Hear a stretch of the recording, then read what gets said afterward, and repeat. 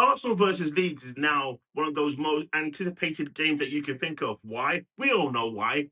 Eze will be on the bench. Well, that's my prediction there, right there. I could be totally wrong. What's your thoughts? Get them in straight away. Is Eze going to be on the bench? Is he going to start? Or is he going to have no point to this game whatsoever? Let me know. I'm Ty Knight here for TK24 Sports. If you're new to the show, like, subscribe, turn that notification on so you don't miss a show every time we upload. Okay, let's go. Arsenal versus Leeds. Mikel Arteta has some tinkering to do.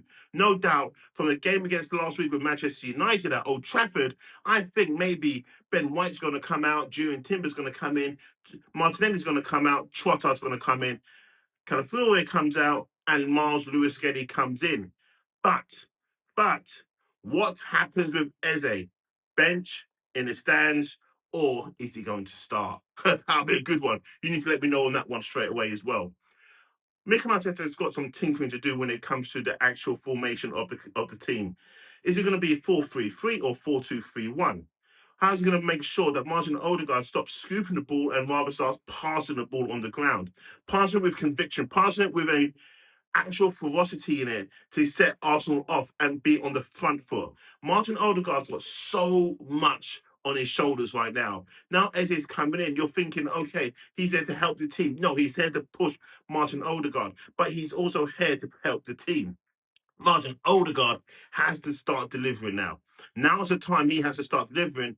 Otherwise, he's just going to be on the bench delivering his backside to the seat. Now, that's not a bad place to sit, believe me. I would love to sit there and get full view of the game. But Martin Odegaard's not going to be the one who wants to be there. He's got the armband on his shoulders for a reason. He can be that leader for Arsenal, believe it or not. He just needs to stop pussyfooting around on the ball when he gets it with his hesitations or passes. He needs to be the dictator of flow and start pushing Arsenal forward.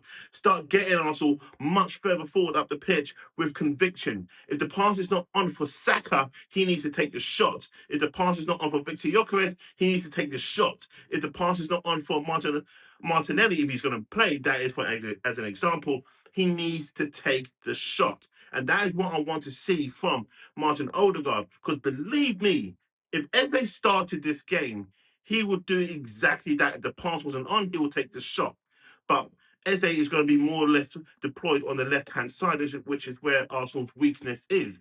And as much as we cry out for a left winger, this is the game. I think if Eze started, we would go, oh my gosh, you see the difference? You have him there as a wide inside forward. Eze took over the game. It starts raising questions about Martin Odegaard. So again, Mikel Arteta's got some tweaking to do, not just in personnel, but also the way that this team is constructed and put forward against Leeds. Because Daniel Farke, don't believe it or not, he is a good manager and he's going to come with Leeds with a low block. So Arsenal's got to figure out a way to be much faster, more creative.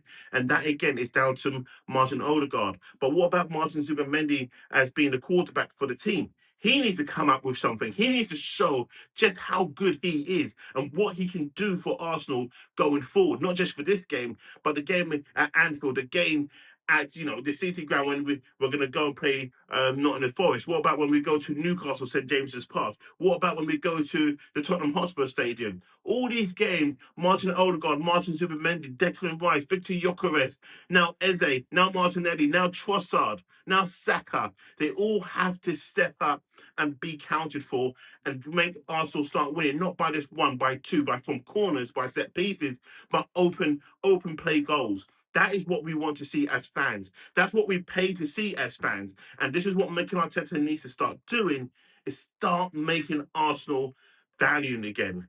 The valuability of being able to score goals from outside the box. And this is what Eze can do. We need to start shooting from outside the box, because even if there's a ricochet or a keeper saves it or parries it out, we will have players there now to tuck the ball away. And that's the name of the game. Score, score, score, clean sheet. I don't even need to talk about the defence today because Arsenal have that unlocked. We know we only got Raya in goal. You got Saliba back there. You got Gabriel back there. You'll have Timber back there and Miles Lewis-Skelly. That defence is locked up already. But what we do know is this. Mikel Arteta normally starts off slow.